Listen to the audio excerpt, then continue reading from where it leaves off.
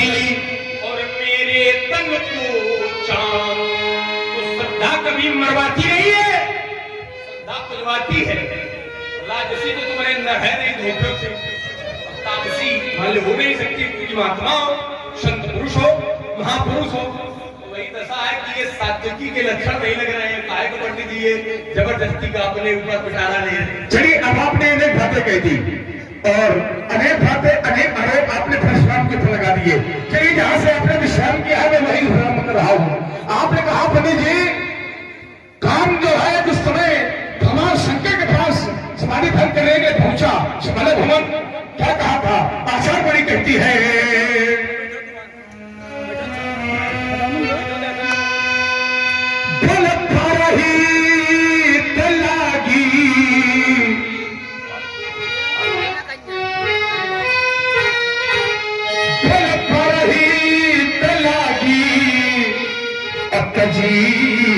सही देही प्रसन्नता प्रसन्न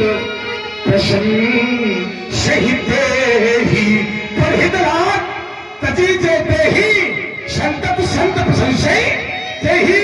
जो परहित में पड़े शरीर का काम देगा, संत संत प्रशंसई देही।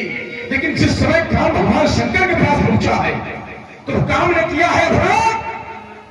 जिस समय काम भगवान शंकर के पास पहुंचा है, काम ने किया है अपराध। क्योंकि एक योगी की, एक महात्मा की समाधि भंग करना अपराध है कि नहीं? एक योगी और एक महात्मा अगर समाधिस्थ है तो उसकी समाधि को भंग करना अपराध है। और जिस समय राम ने भगवान शंकर की समाधि को भंग किया है तो भगवान शंकर ने काम को दंड दिया है। क्या किया था भगवान शंकर ने? आचार बड़ी कहती है व्यास श्री रामकृष्ण जी, शिवती सर अन्नयान उधारा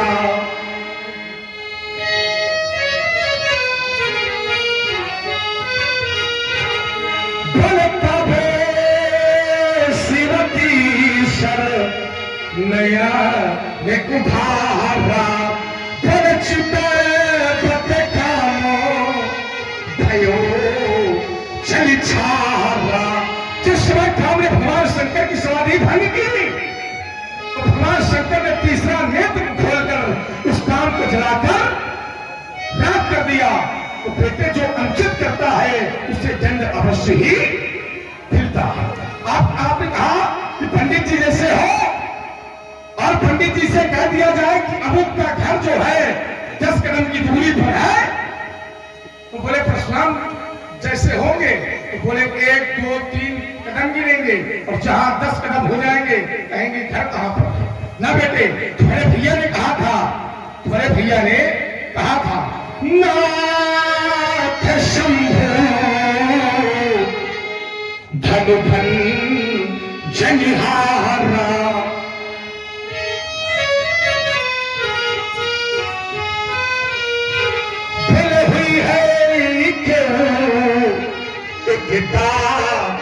तुम्हारा आपका कोई धनुष तोड़ने वाला एक दास होगा तो मैंने कहा था धनुष तोड़ने वाला परशुराम का दास नहीं हो सकता है।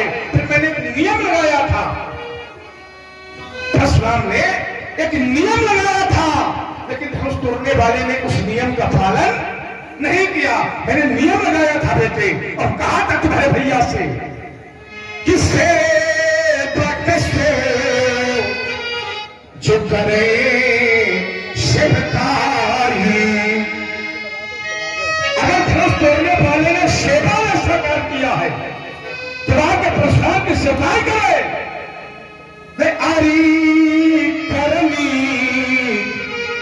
करी करी ये लड़ाई। अगर सेवाएं नहीं करेगा तो आके परशुराम से लड़ाई करे। मैंने दोनों नियम बताए थे लेकिन धनुष तोड़ने वाले ने दोनों नियम का पालन नहीं किया। आपने कहा पंडित जी, आपने कहा पंडित जी जब धनुष टूटा, देखिए हमारा जो विरोध है सीता के विनाश नहीं है। परशुराम का जो विरोध है वो सीता के विनाश नहीं है। परशुराम का विरोध है ये धनुष के टूटने से है। क्योंकि आज तक किसी भी राजा ने ऐसा स्वयंवर नहीं किया जो पूजनीय वस्तु है और पूजनीय वस्तु को तोड़वाकर कोई अपनी पुत्री का विवाह करे। तो परशुराम का जो विरोध है वो सीता के विवाह से नहीं है। परशुराम का जो विरोध है धनुष के टूटने से है। क्योंकि धनुष न तोड़वाया जाता तब भी सीता को फल की प्राप्त हो जाती। आचार्य वाणी कहती है व्यास जी,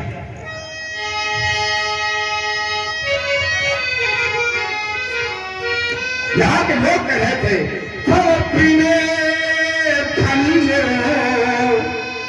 शिव धन विशाला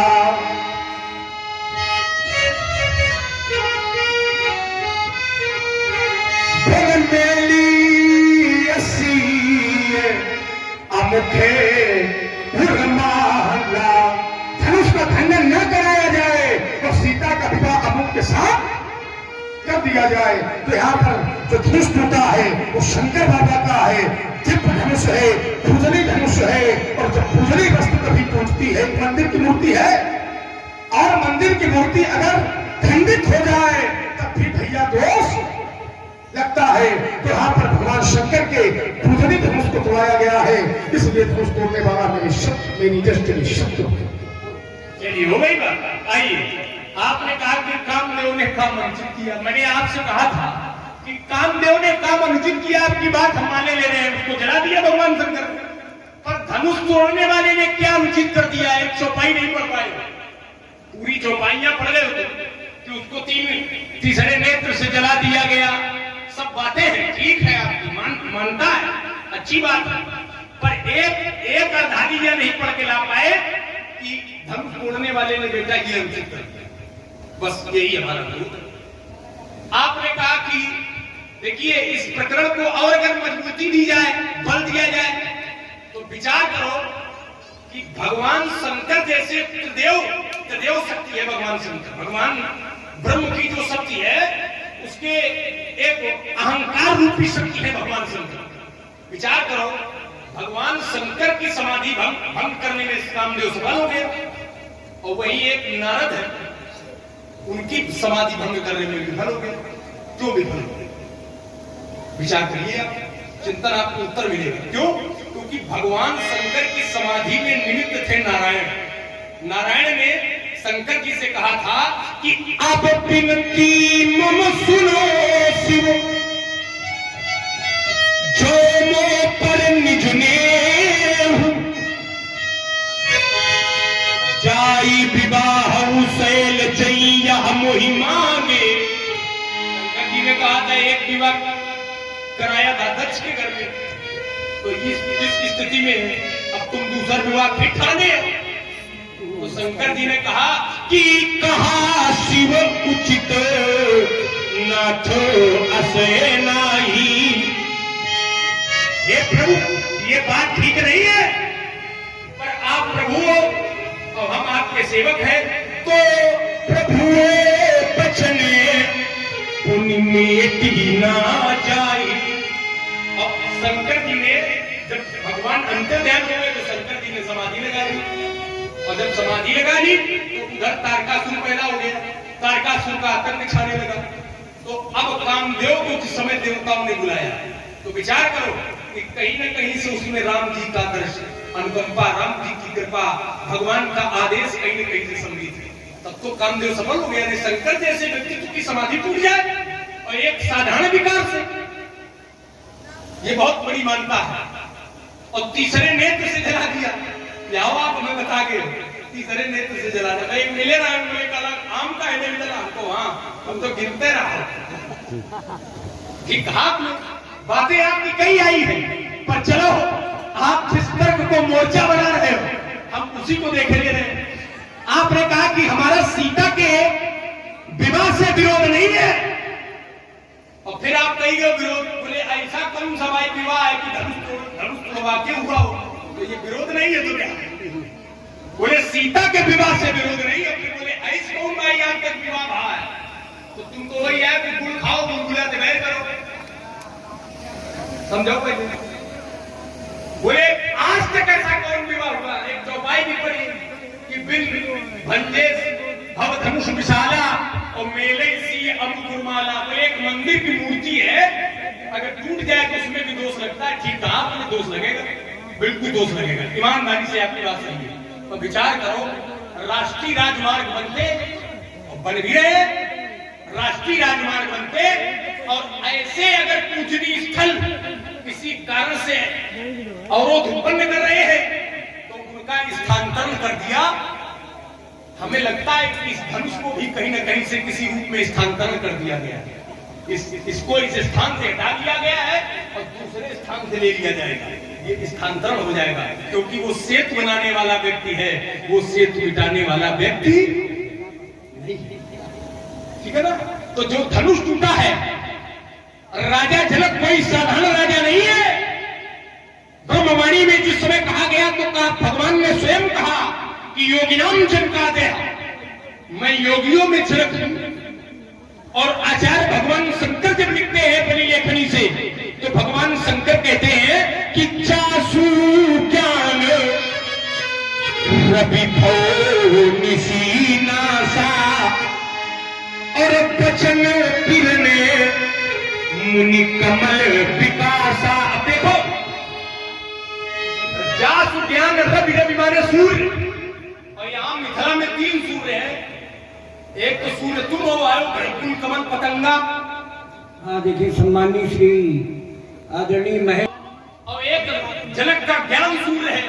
और हमें लगता है कि जिसने धनुष तोड़ा है वो भी सूर्य है, क्योंकि उदित उदय गिरि मंच पर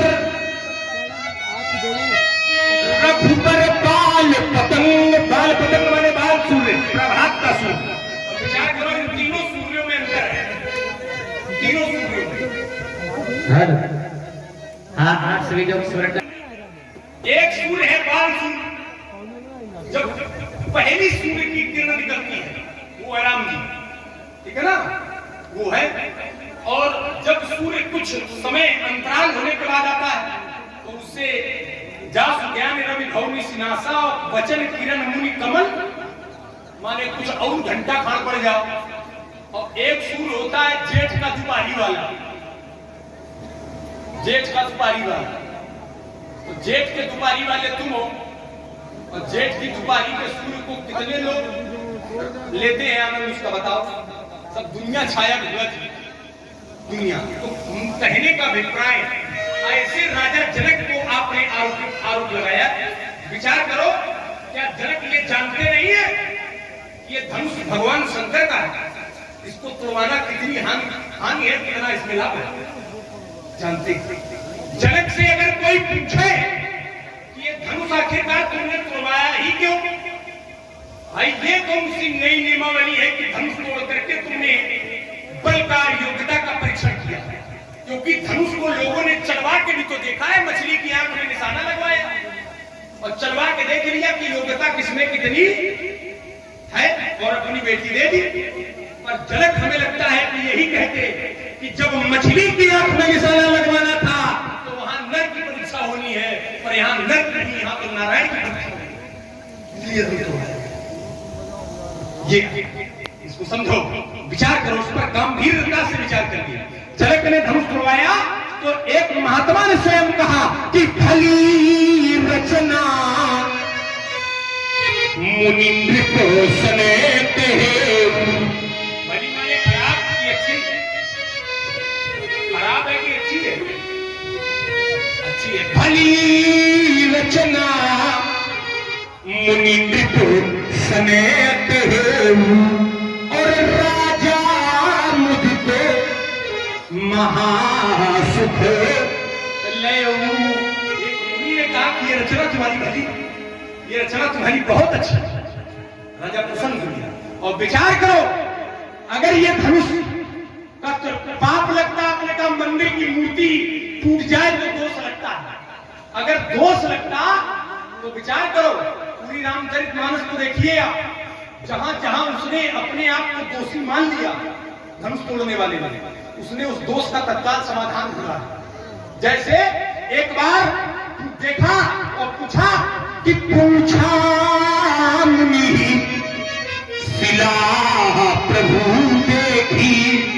एक ब्राह्मणी एक शिलाखंड में परिवर्तित होकर मार्ग में पड़ी थी और उसको देखा तो उन्होंने कहा कि गौतम नारी साप बस उपल देह धरि धीर और चरण कमल रज चाहती सो कृपा करो रघु।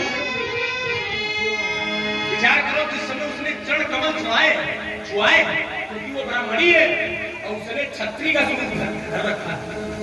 भले नारायण है और उसने छत्री का रूप धारण किया है। तो आचार्य गोस्वामी लिखते हैं, क्या लिखते हैं?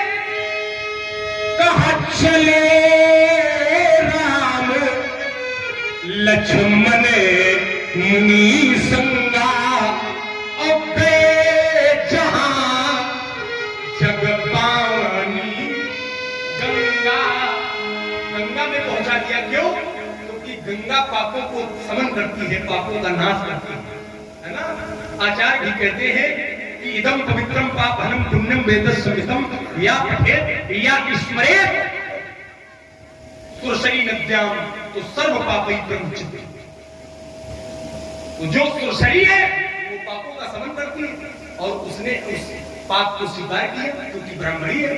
धनुष टूट करके पाप हुआ, दोष लगा, एक चौपाई, एक करधानी, एक लोटा, एक छंद, एक सूत्र, एक श्लोक सुना। नहीं बेटा ये देखो पाप लगा। आपने कहा कि तेरा भैया जो उत्तर कर रहा था बोले वो उत्तर ठीक नहीं था लक्ष्मण। क्या ठीक नहीं था? विचार करो। जैसे कोई अगर सभा में पूछ रहा हो कि ये काम करने वाला कौन है, ये काम करने वाला कौन है, तो करने वाला पूछ के केवल इतना कह दे कि ये काम हमने किया है। तो इस शब्द से क्या ध्वनि निकली? इस शब्द से ध्वनि ये निकली कि हमने किया है, जो हमारा बिगाड़ सकते हो बिगाड़ गए। यही तो ध्वनि निकली। और अगर क्या ऐसा कहा उसने, कहा दास। तो विचार करो, आपने कहा स्वामी सेवक। आपको अगर उसने स्वामी बना लिया तो ऐसा नहीं कि स्वामी सेवक के युद्ध नहीं हुए। स्वामी सेवक के कई युद्ध हुए, कई बार स्वामी सेवक लड़ गए, पर उसमें स्वामी को ही हारना पड़ा क्योंकि स्वामी का बड़प्पन समाप्त हो जाएगा अगर सेवक हार जाएगा। और सेवक को कहता है, सेवक स्वयं कहता है कि मैं प्रभु कृपा रीति जिए जोई। मैंने अपने स्वामी की कृपा देखी है। कैसी कृपा है? तो कहा हारे रूखेल, वो स्वयं हार करते थे, पर जितायो मोही, मैं जीत जाता था और वो स्वयं हार जाते थे। अगर ऐसा मान लोगे तब तो आए धरे जाए न कहीं, जीते के शर्त तैयार रखो। चलिए अब भ्राता को सुर सिद्ध मुनि सा और प्रभु ही प्रसन्न सही देही। असीसा ब्रह्मादि देवता उसकी प्रशंसा कर रहे हैं, उसे आशीर्वाद दे रहे हैं। चलिए अब मैंने कहा था ये तो धनुष है, भगवान शंकर का महान धनुष है। तो लक्ष्मण ने कहा ये धनुष जो है शंकर बाबा का है, महान धनुष है, तो तोड़ने वाला भी, मतलब अगर कोई महान वस्तु है, महान व्यक्ति है, तो उसका क्या उसको तोड़ने वाला भी महान होगा? नहीं सुधार करिए आप। तुलसी है, व्यास जी, तुलसी का वृक्ष है, तुलसी होती है पूजनी, तो क्या उठाने वाला व्यक्ति होगा पूजनी? विचार करिए। महस तोड़ने वाला बड़ा धनदायक धनदायक देवा, आज लगी की भी तुई सेवा। सीता ने दैव जी को मनाया है, लेकिन जब धनुष तोड़ने वाला बड़ा है तो वो है कौन? जिसको सीता ने अपने मन में बसा लिया था। आचार्य वाणी कहती है व्यास जी, श्रीवास्तव 12 सिरोही कल्याणपुर कानपुर, आपकी ओर से 50 मुद्राएं, 25-25 मुद्राएं परशुराम जी और लक्ष्मण जी के चरणों में बैठे हैं। बहुत बहुत धन्यवाद। एक समय आया व्यास जी, 10,000 राजा धनुष को तोड़ने के लिए आगे बढ़े, लेकिन सीता ने नहीं बनाया। आचार्य बलि को कहना पड़ गया व्यास जी, साहस 10 कहीं 12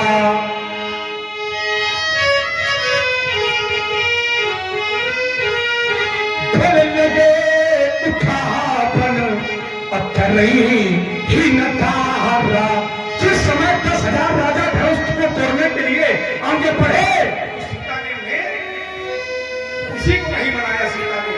लेकिन जब सीता, जिसको सीता ने मन में बसा लिया था, जिस समय वो धनुष तोड़ने के लिए आगे बढ़ा है, तब सीता ने गणनायक वरदायक देवा आज लगी की ही सेवा।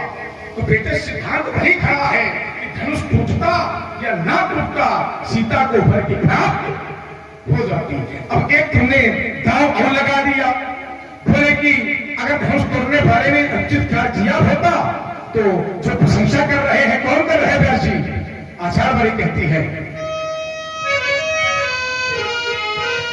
बोले ब्रह्मादिक सुरसी मुनीषा, ब्रह्मा दिक सुसिद्ध मुनीषा, ब्रह्मा आज देवता। तो पहली बात देवताओं की बात हमें ना बताओ, देवता की बात हमें ना बताओ। ये देवता बड़े स्वार्थी होते हैं, इनका जहां पर स्वार्थ लगा होता है देवता वहीं पर पहुंच जाते हैं। आचार्य बलि कहती है व्यास जी, निभास और नीच करतूती,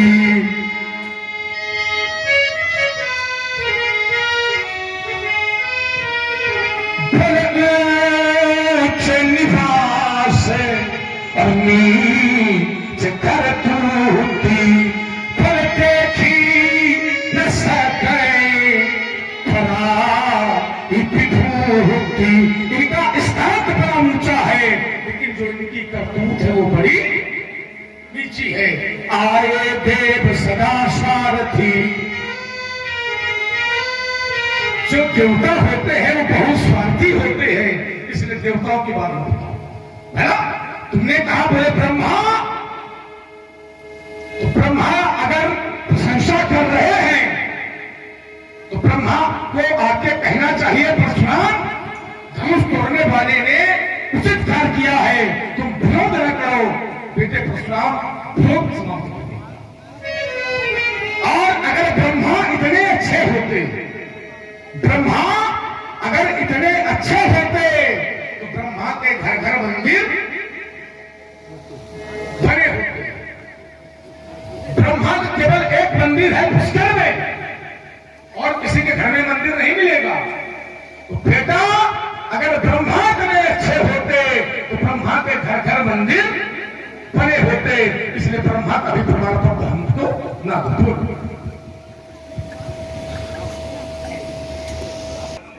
एक मंदिर है, कहाँ है? पुष्कर में। बोले ब्रह्मा इतने अच्छे होते, क्या बता मैं पंडित जी, हम तो बोले इतने अच्छे होते तो घर घर मंदिर, तो माने ब्रह्मा बहुत खराब है, उनके घर घर मंदिर नहीं बने। सही बताओ बोले घर घर मंदिर बने होते, सब समझे ना इतना। बोले घर घर मंदिर बने होते अगर इतने अच्छे होते। बाबा जी तुम्हारे घर बने,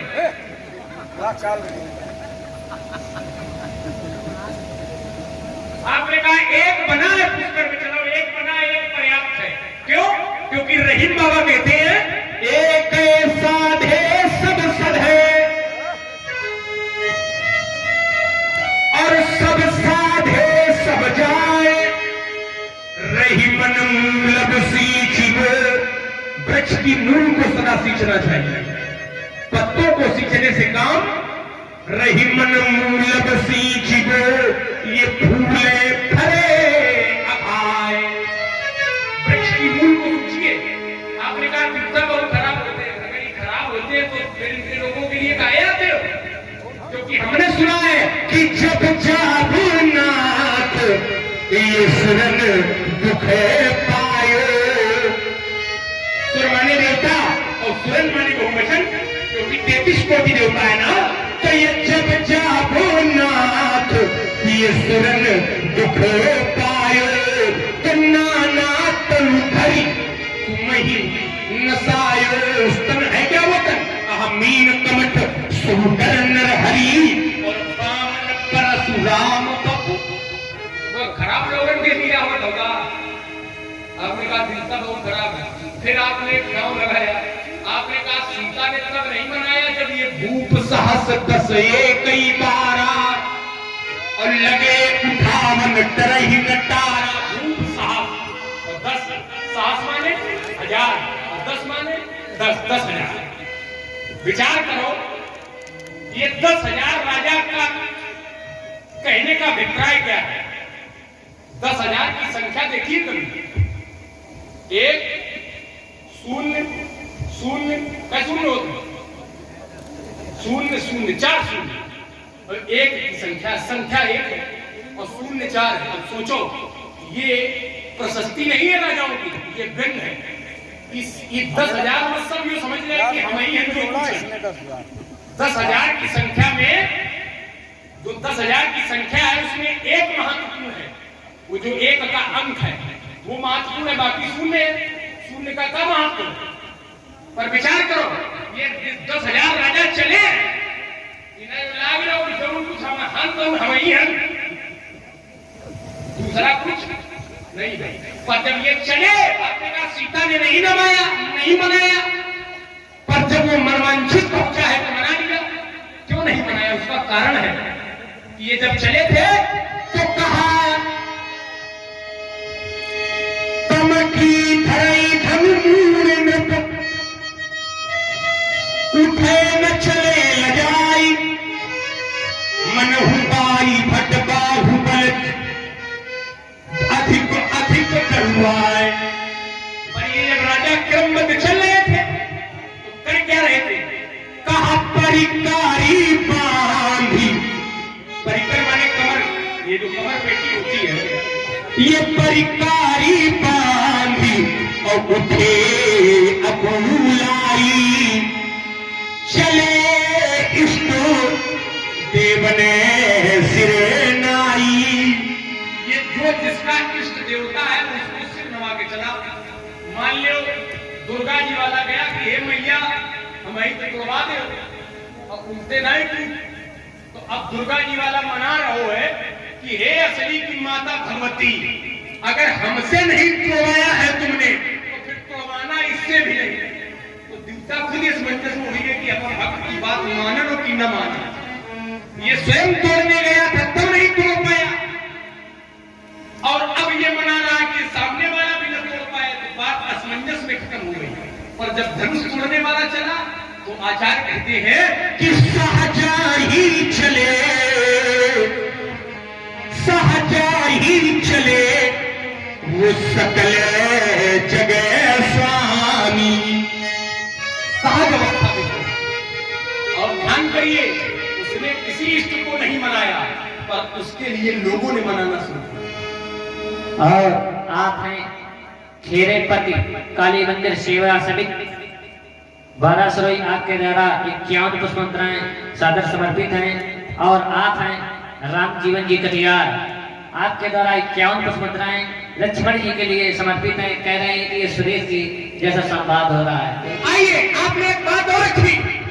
आपने कहा कि कई बार तुम उठ चुके हो, देखो मंदिर तोड़ नहीं रहा है, तोड़ा नहीं गया है।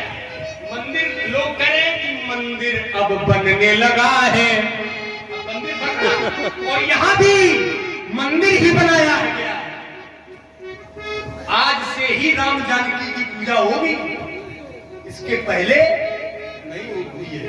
ध्यान करो, तो विचार करो। आपने कई बार विचार करो कि क्या मंदिर जब तोड़ा जाता है, मंदिर की मूर्ति तोड़ी जाती है तो वेदन ध्वनियां होती है, पर जिस समय धनुष टूटा तो कहा चाहता हाथ ये वेद ध्वनि कराई, और बंदी बिरदा बली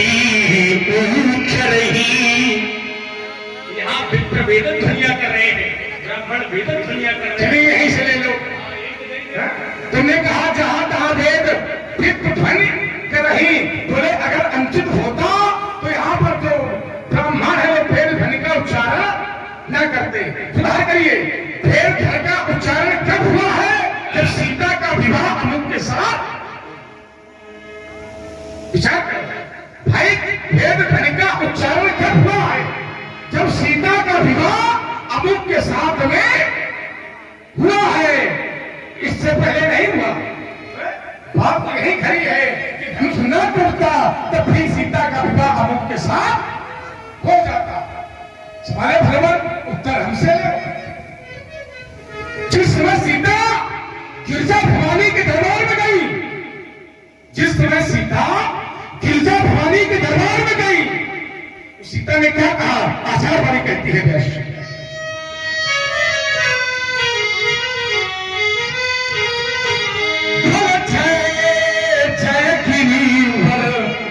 गिरिवा जय किशोर जी,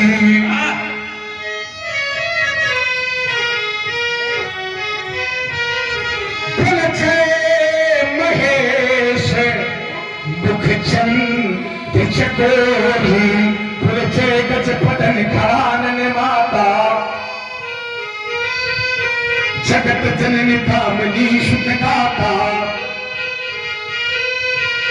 जिस समय सीता के जब भवानी के दरबार में गई, विनती की, पूजा की, स्वयं गिरजा भवानी ने वरदान दे दिया और कहा जासी, बल सुने सिय सत्य और असी से हमारी,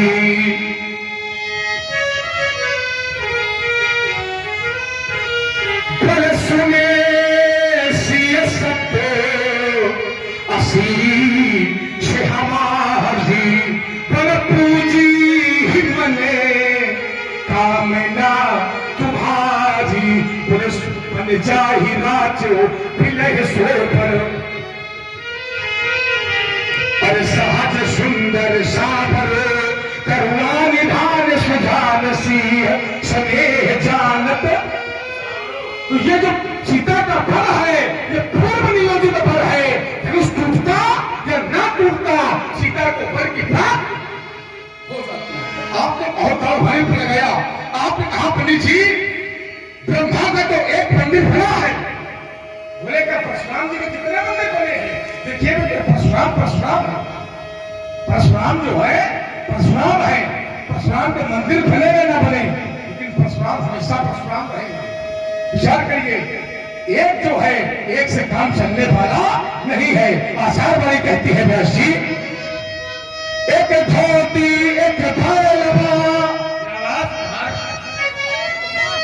एक धोती एक भैलवा, और एक पुत्र एक नैन। देखिए विनय वर्मा, और एक पुत्र एक नैन, जिनके यह चारे बसे, भूलती नहीं कबहू नहीं चैन। एक धोती और एक पुत्र एक नैन। एक पुत्र, जिस भी माता पिता के एक संतान होगी, उस माता पिता को हमेशा हृदय में संतोष। श्री राम बाबू जी कमल 12 वाले को क्या कहेंगे?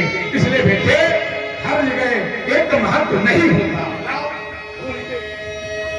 छोटी सी बिटिया है सत्या, इसके द्वारा एक ज्ञान को सुन रहा है, सादर समर्पित है।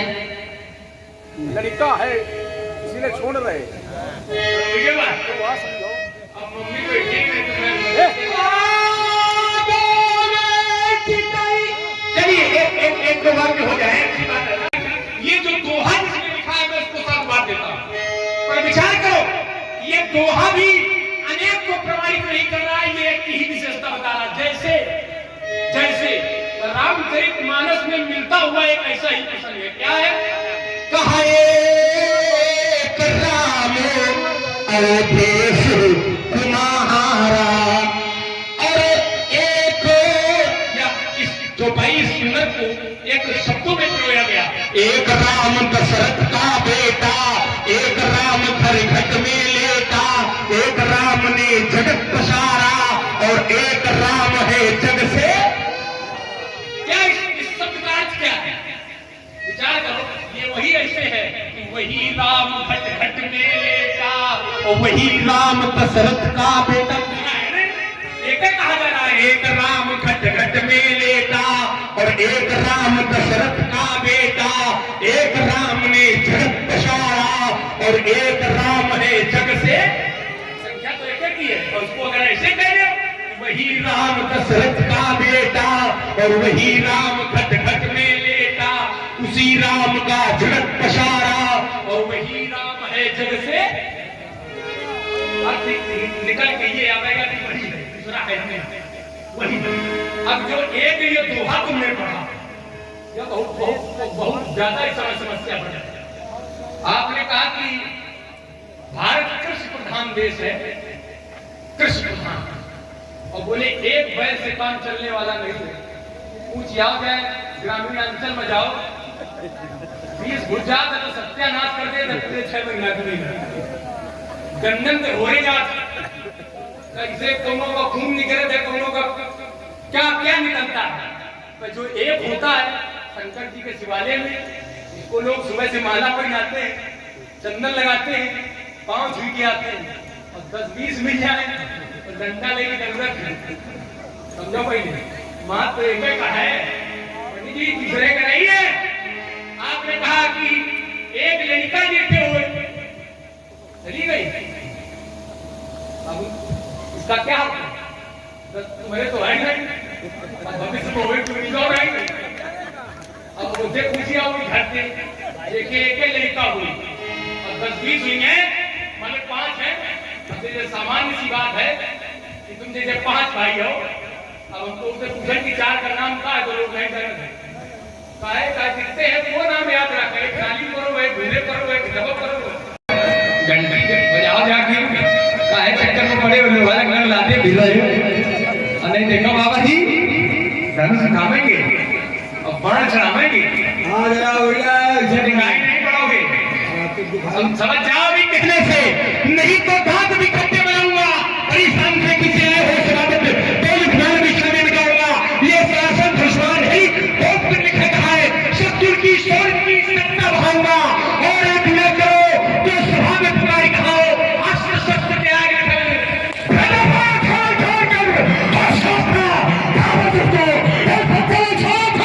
जल्दी की स्थापना दिखा छंद पर स्थापना का ब्रह्मशाली तो खबर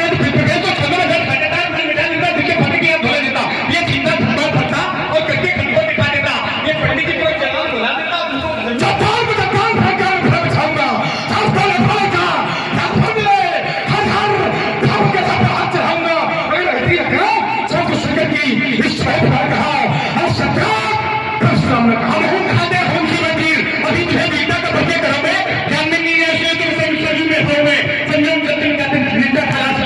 उनके बच्चन किसी की घरों में करो तो स्वाभाविक नहीं कहो अष्ट संत के आगे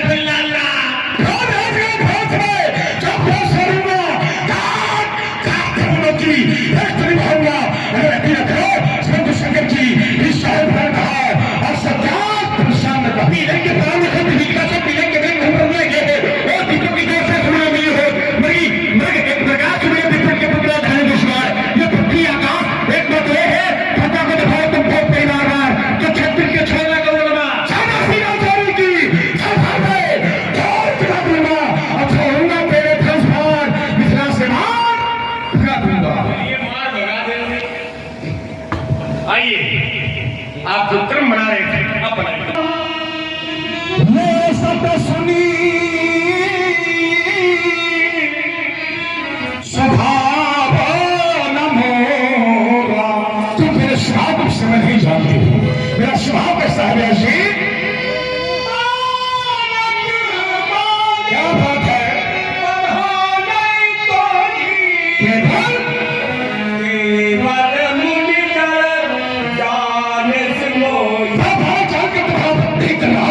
तुम केवल मुझे भूल ही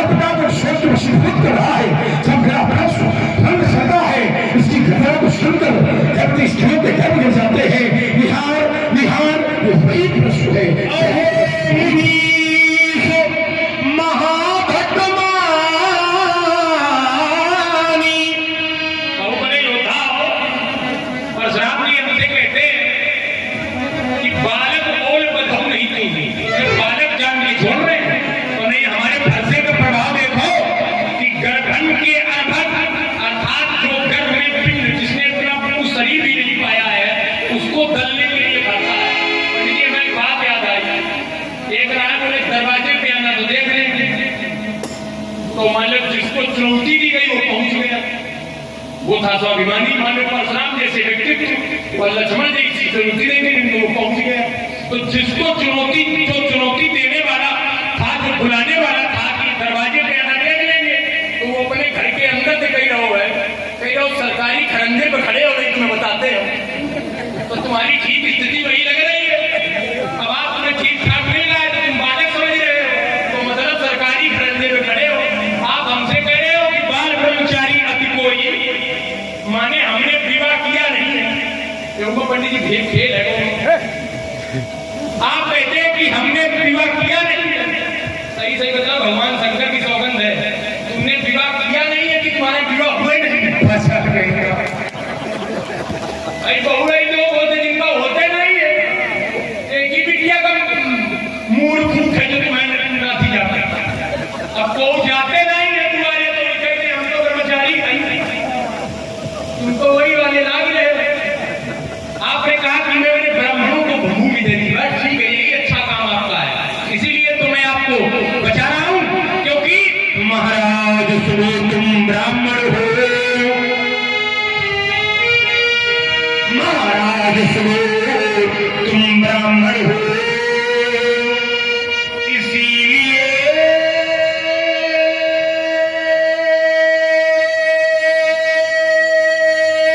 यह कहना है, और ब्राह्मण का भूषण खोग नहीं जो महाराज ने पहना है, तो ये कहना हम रजपूतों का जो पहना जाता है रण में, और अपराध क्षमा हो महामुनि, ये चाहिए शांति ब्राह्मण में। बूढ़ा दशरथ राही, ये बूढ़ा दशरथ राही, और मेरा परम पुजारी, भले उस पे ये कपाल रहा, वो थाने ना आज्ञाकारी, ये सुनिए को प्रभा कर,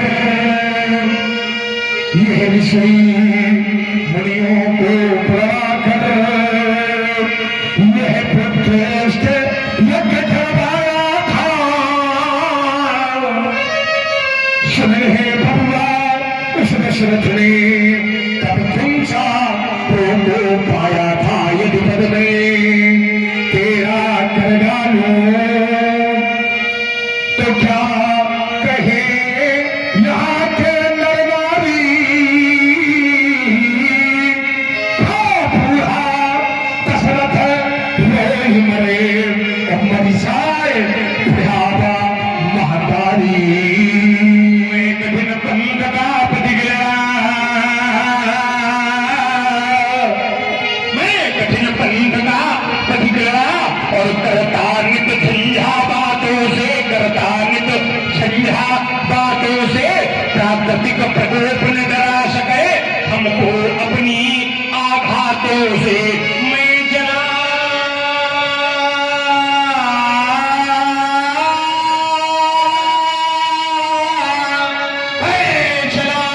जहां जब जिस मौके पर नहीं देखा हमने आदि अंत, नहीं देखा हमने आदि अंत वर्षा, तो ग्रीष्म ऋतु शरद शिशिर हेमंत और बीता बसंत, अपने लिए ना हमारे गुर्जरों के लिए, सुख से न राग और दुख से न द्वेष, सुख से न राग और दुख से न द्वेष, वो हो गए पृथक जगन्नाथ हो से, हो गए पृथक जगन्नाथ हो से, और मैं कठिन पंथ का पथ मिला, करता नित झंझा बातों से, नंगारों से फैला हमें, हम तूफाने साथ चलते हैं, यह प्रिया भान, यह परसुए, इन लहरों से हम लड़ते हैं,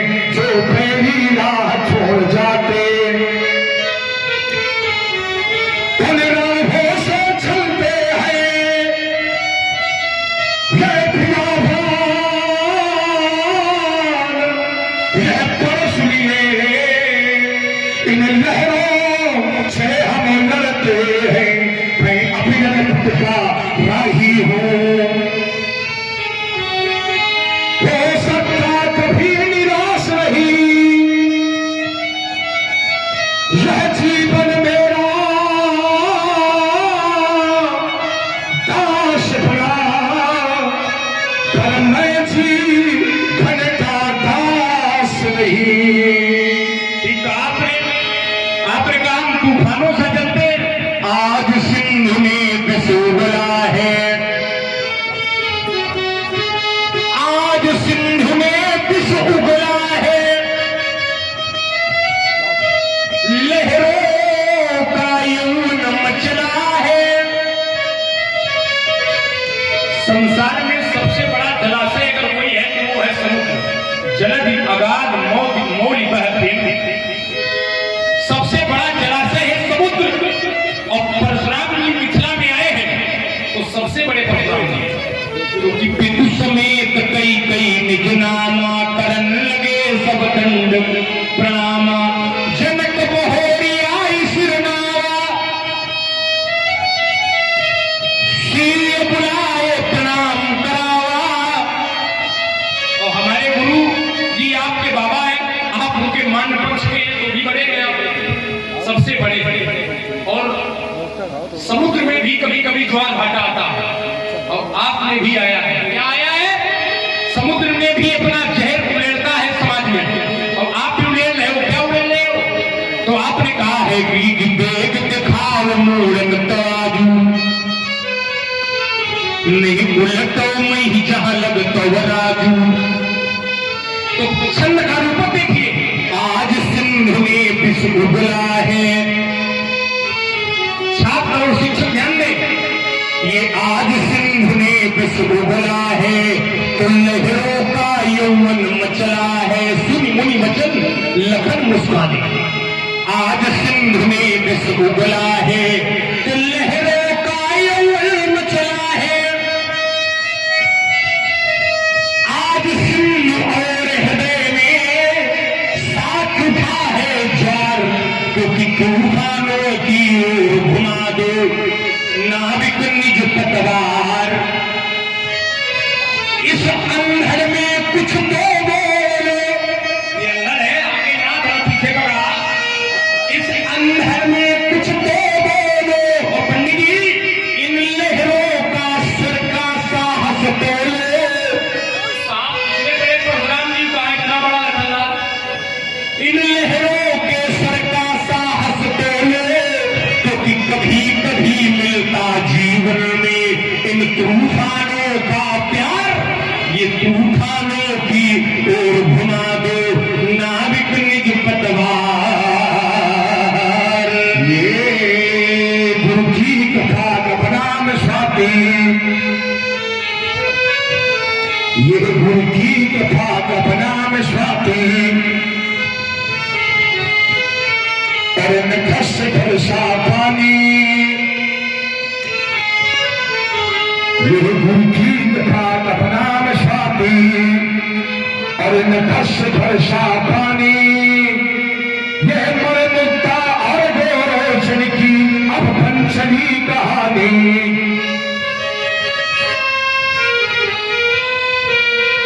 यह चौघाटी से गुवाहाटी से कहे तो दुश्मन की माटी से, कहे तो हर ताल समंदर से, कहे तो धरती और अंबर से।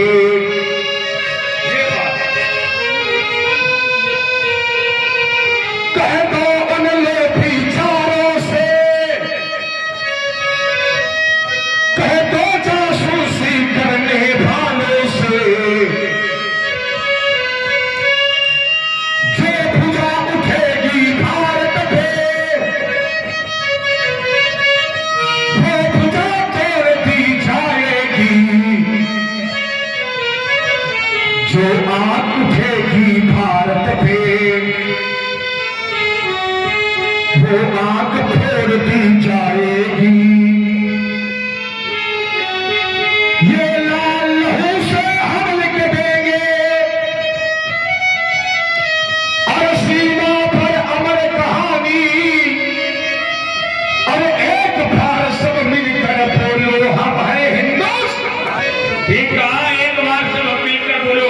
हिंदुस्तानी ऊपर से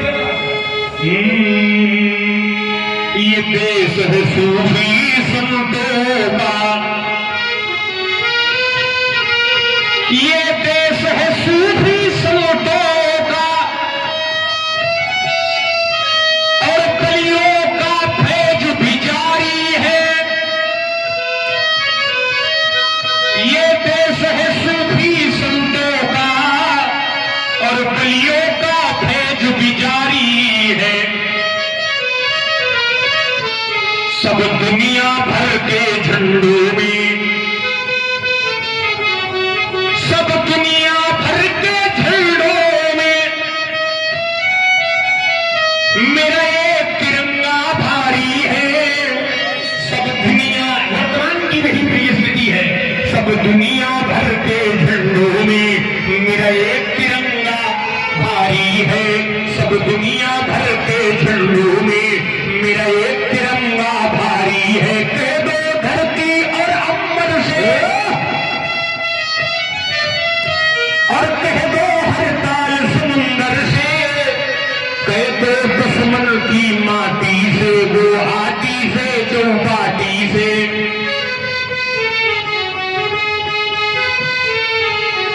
कह दो लोभी मक्कारों से, और जासूसी करने वालों से, जो मेरा आंगन तोड़ेगी वो भुजा तोड़ दी जाएगी।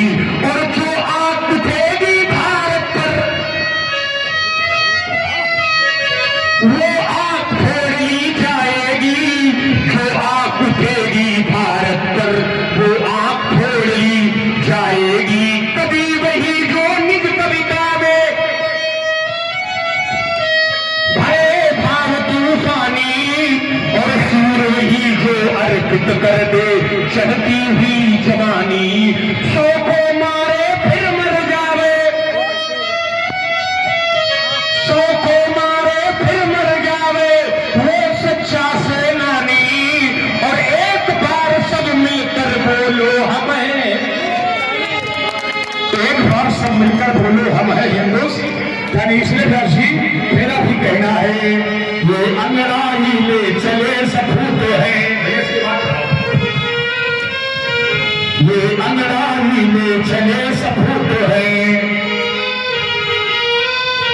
अरे माथा कर्ज चुकाने को, अरे निकल पड़े योगी आदित्यनाथ अब भगवा ध्वज फहराने को।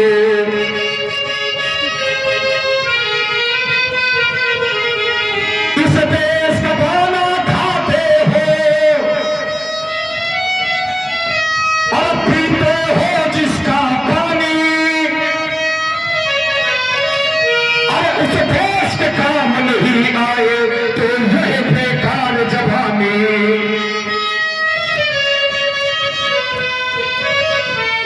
ये मरते मरते हम मर जाएंगे, पर वंदे मातरम गाएंगे, वंदे मातरम गाएंगे, हम वंदे मातरम गाएंगे।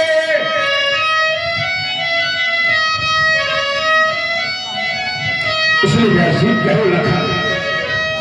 चलिए आइए, आपने कहा कि वंदे मातरम हम गाएंगे, वंदे मातरम तो गाना ही पड़ेगा पंडित जी। क्योंकि देश हित में गरजो, देश हित में गरजो, पिए जाएंगे तो नाम उनके जुबां से लिए जाएंगे। दिल की अर्थी उठेगी इस वतन के लिए, तो लेखनी से नमन वो किए जाएंगे। देश हित में गरज जो किए जाएंगे तो नाम उनके जुबां से लिए जाएंगे। जब भी आओगे सीमा पर इस धरती का वीर मिलेगा, और 6 बलिदानों झेलम का हर तीर मिलेगा। झेलम नदी कहाँ बहती है? ठीक, साधु बात तो नहीं, बहु महात्मा है नहीं जाना। जब भी आओगे सीमा पर, का मतलब है तुम वो जानते हो, इस धरती का वीर मिलेगा और बलिदानों की सेज सजाए झेलम का हर तीर मिलेगा। 48, 65, 71 और 90 तो ये शब्द है, बहुत ये गंभीर शब्द है। 48, 65, 71 और कारगिल याद करो। भारत माँ के वीरों के रहते कभी नहीं कसम मिलेगा। आइए, आपने माँ की बात की है, माता पिता उन्हें बहनी के, माता ही पिता ही उन्हें बहनी के, आप अपने माता पिता शुरू हो गए, साधुवाद है आपको। आज का मानो अपने बूढ़े माँ बाप से कहता है तुमने मेरे साथ किया ही क्या है। यद्यपि हमने बहुत से जनपदों के ग्रामीण अंचलों को देखा है जहां नृत्य प्रधान लीला होती है, पर ये धरती ब्रह्मांड क्षेत्र की धरती है, ये साधारण धरती नहीं है। इस धरती में अद्भुत रत्न देते रही यह धरती सदैव। यहाँ पर रामलीला का जो स्वरूप बना वो अच्छा बना, अच्छे पात्रों का चयन आदरणीय बाणासुर जी ने लिखा। अब ये कैसा चल रहा ये तो भविष्य के गर्त का विषय है, पर तत्काल का चिंतन ये कहता कि समाज में बड़े आयोजन हो रहे हैं, बड़ा समाज में धार्मिक उत्सव रूप में समाज परिणित हो रहा है, बड़ा धार्मिक बात समाज में चल रहा है। पर विचार करो, इस धर्म की आड़ में कहीं न कहीं से कोई अधर्म तो नहीं पल रहा। ऐसा तो नहीं है कि इस धर्म की आड़ में कोई न कोई अधर्म पल रहा। क्यों? क्योंकि आज माता पिता, पुत्र और बहन, भाई बहन, पति पत्नी, माता पुत्र, पिता पुत्र, इनके संबंधों की मिठास खत्म हो रही है। विचार करिएगा, शब्द बहुत छोटे हैं पर अर्थ बहुत बड़ा है। जहां इन संबंधों की मिठास खत्म होती है, वहीं पर लोगों के शरीर में मधुमेह बढ़ रहा है। ऐसा कोई व्यक्ति नहीं मिलेगा जहां जो मद रोगी न हो। विचार करिए, जहां इन संबंधों की मिठास खत्म हो रही है, एक न सुने और एक नहीं देखा, वही लोगों के शरीर में मधुमेह बढ़ रहा है। आज नीम के वृक्ष तो काटे जाते हैं, पर जीवन की व्यवहार की कड़वाहट को काटने के लिए कोई अस्त्र शस्त्र नहीं बन रहा।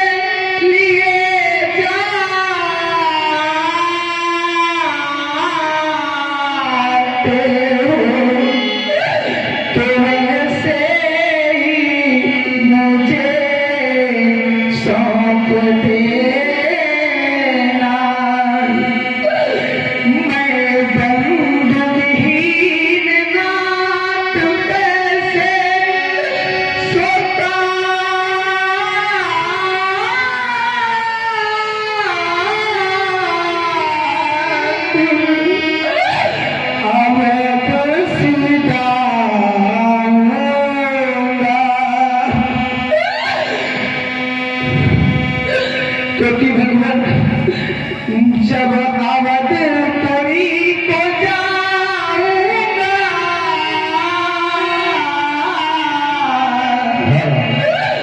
मैया पूछेगी तो भी नजर मैया लगन